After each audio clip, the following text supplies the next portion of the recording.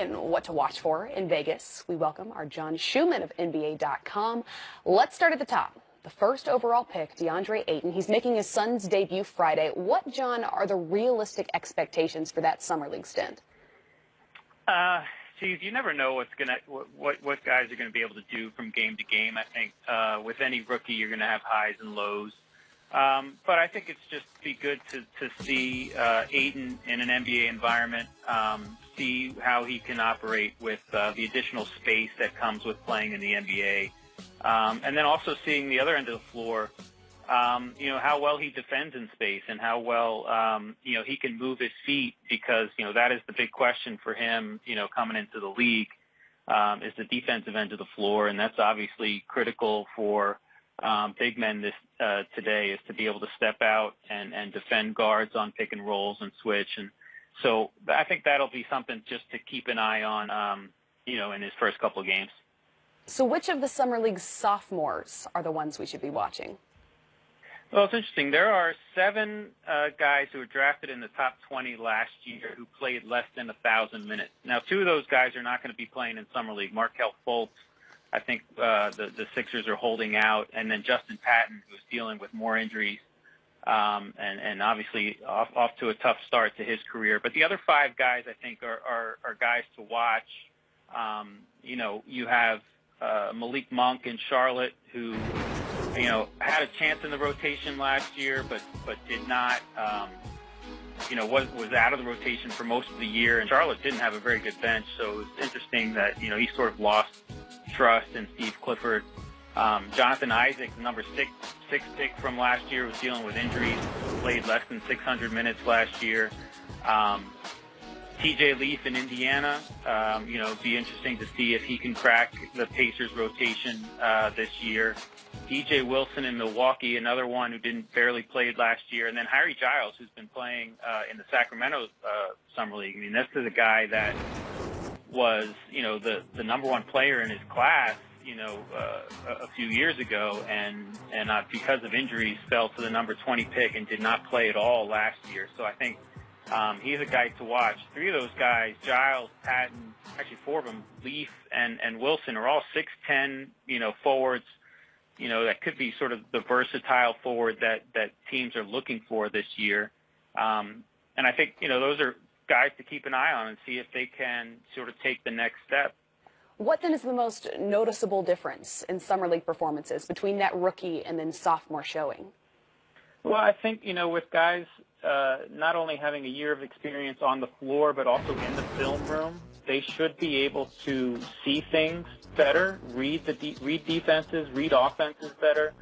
On the offensive end of the floor, guys that are handling the ball should be able to read defenses better and make better decisions. On the defensive end of the floor, guys should be familiar with the actions that are being run and know what's happening, know where to be defensively. So I think it's as much of a physical thing. I think you're going to see some of these guys have bulked up. I think it's also a mental thing where, like I said, they've had a year in NBA film rooms to really understand NBA basketball and the actions on both ends of the floor that they have to be ready for.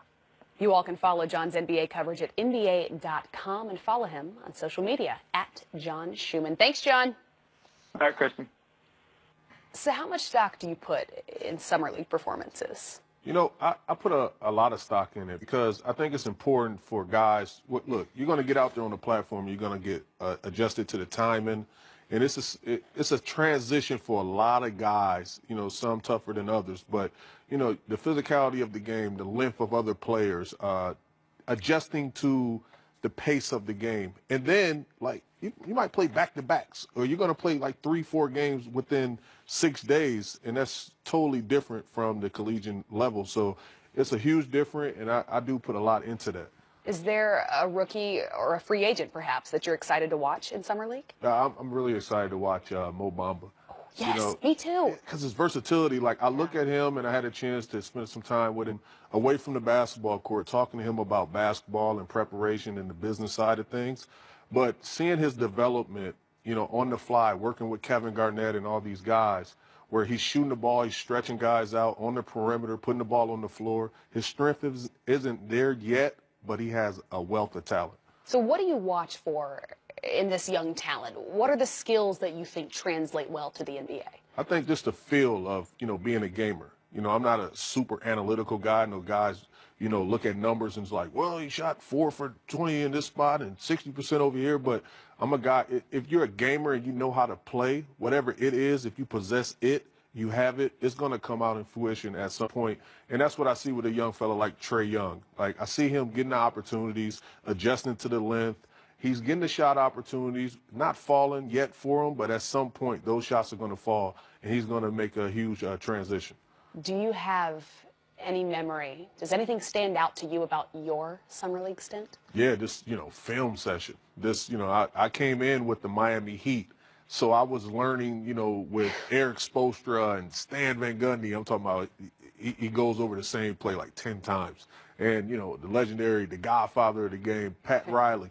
Just the importance of film and understanding where your placement is at and the angles of the court, so detailed with everything, but it helped me throughout the rest of my career. Was there anything that stood out that you recognized immediately? This has to change before I get to the NBA. Yeah, your body. Your body Yeah. And understanding that it is a grind, and you have to understand that what you put in is what you put out. And, taking care of your tempo for the duration of the long haul and the marathon of the season is extremely important. So you can't live in drive-thrus. You got to understand that you got to put different things in your body, and that was the most important. Despite your business background. Yeah. Right, yeah. Just put that out there. To give some advice to these young guys that are going to be playing for the first time. They're making a professional basketball debut, and they might be watching this program. What would you tell them? Yeah, look, be open to all things, and conductive criticism is extremely important. Understanding that, look, you have a wealth of wisdom and knowledge around you, and these guys are going to put you in a situation to be a better version of yourself, and you have to understand that. And if you don't, ask some of the vets that's going to be around and assisting, the organizations, because you're probably not going to hear all the things that you're used to hearing, the rah-rah and the noise and people pumping you up, but they're pumping you up in a different way because they're helping you be a better version of yourself. I'm telling you, listen to this man. I usually do. Well, after the break, we are approximately 3 days into this season summer league, but we're throwing it back to the best dunks, well, to take place in July. His ability defensively. Oh, look at that! Brent Robinson the third with the crossover. As they almost take it away from Morrow. All the way down and thrown down by Anthony Randolph with 0.4 of a second to go. He's got some length, doesn't he?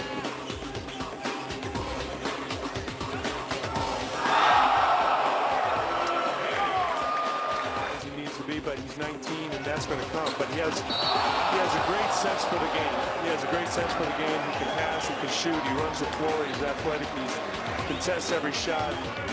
Smart man, get that relationship with the hit. Look out below. Get the hand on that one. See if Chris challenges. Jake Lehman, oh, hard landing. Wanted to foul. What a throwdown by Jake Lehman. Proving yourselves, Clyde. These D-League select players are rolling right now. They've got something to prove. And obviously, you saw has tweeted out that he's going there. Shannon Brown split. Yes! Wow, what an athlete, Shannon Brown. And another guy that got some quality minutes this year for Cleveland. And again, when guys get those opportunities, they get great confidence. It's all even after the Jones free throws at 30. And it's going to be Daniels throwing it down. And hopefully Darius Miller's okay the way he went down. So the first poster of this game. Chris Singleton finds. Trying to get it to Antoine Wright. And on the break, Iyenga again. And over Hilton Armstrong. Guy can get up there. Good call. Overall chemistry because Derek Fisher's no longer there. He was there at the start of last season. Good half. Reeves Nelson and throw it down. Iyenga. Summer League, forget it. Mid-season, Iyenga. That was serious. Welcome. Matthews on another wing, and then you have the Marcus put down the middle. Oh, my goodness. No, he didn't. Chauncey Billups on His first professional experience. Oh. Aaron Griffin out of Campbell University, a rookie. He needs to get out here and get something special to get, to get. Oh! Mike Taylor to Blake Griffin. Good decision by Mike there, figuring out the #1 pick in the draft was running the left wing, and he might want to give the ball up. In an environment like this, not too many people know who Greg Steenstra is. Hey, watch your head. Watch your head. But see, listen, and we got to cut you off on that, right? Because basically you were talking this guy up. Good defense.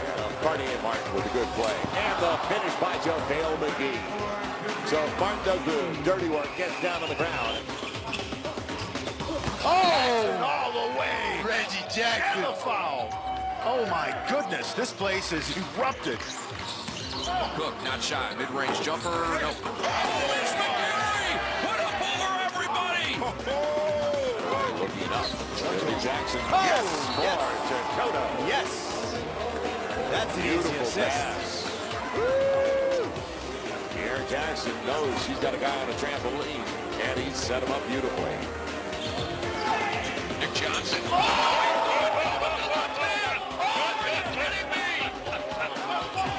He and all the Lakers, they missed 17. Oh, man. Jeremy Grant caught a body under the rim and put Subas right through it. McLemore lights up the day in Vegas.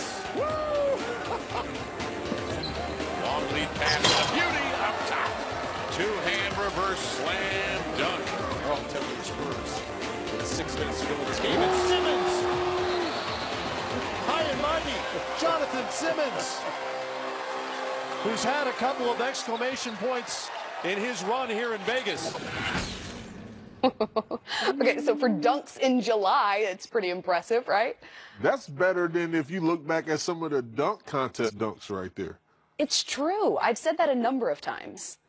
The in-game, the Summer League, the All-Star Game dunks are significantly better than the dunk contest dunks. Young legs. That's all I can say. Nice. Young legs. Must be nice. Was there any that stood out to you in particular? Yeah, I had to say the Collins dunk. That was just so disrespectful. Wow, You look it at was. Blake Griffin catching the lob, and That then too. LeBron, obviously, flushing it, spiking it. Yeah, I think what stood out to me is men my age with highlights in standard definition prior to HD. Well, NBA.com/Summer League is your home for highlights, scores, schedules, and more. It's a one-stop shop for everything you need to know until July 17th.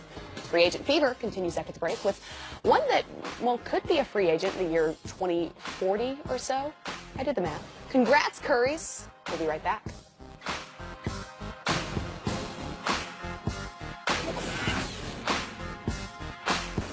July 2nd, the Currys' first son arrived. Steph announced the arrival Wednesday, saying, "On this journey, on this quest, protect me. I'm blessed." Congratulations, Aisha, Steph. Welcome to the world, Cannon. Congratulations, Curry family. Fourth splash brother right there. I know. Well, at the buzzer, how could we as Americans celebrate our independence without the gluttony of hot dog guzzling? Joey Chestnut went for his 11th title in 12 years at the Nathan's famous hot dog eating contest. He downed 74 dogs.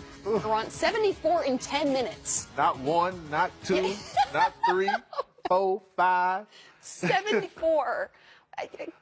Come on. And it was for only $10,000 was the prize. I ain't going. That just looked like the stomach hurts. You're going to have to be more that. than that. I mean, right? If you were given 10 minutes, how many could you? 2 times. I don't think I've had 74 in my life. I only need 2 in 10 minutes. Goodness. I'm not a fan of hot dogs. I'm Kristen.